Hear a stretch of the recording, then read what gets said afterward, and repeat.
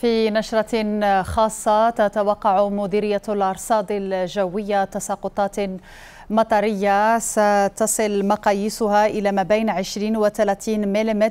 ستكون محليا قوية أحيانا رعدية، وذلك بكل من الصويرة وآسفي وشيشاوة.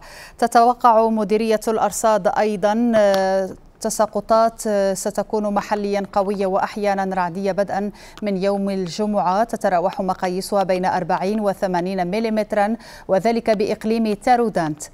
في النشرة الإنذارية أيضا تساقطات محليا قوية أحيانا رعدية بمقاييس بين 30 و 50 ملم بكل من إنزغان، أيت ملول، الحوز، تيزنيت، شتوكا، أيت باها، أكادير، سيدي إفني وطنطان.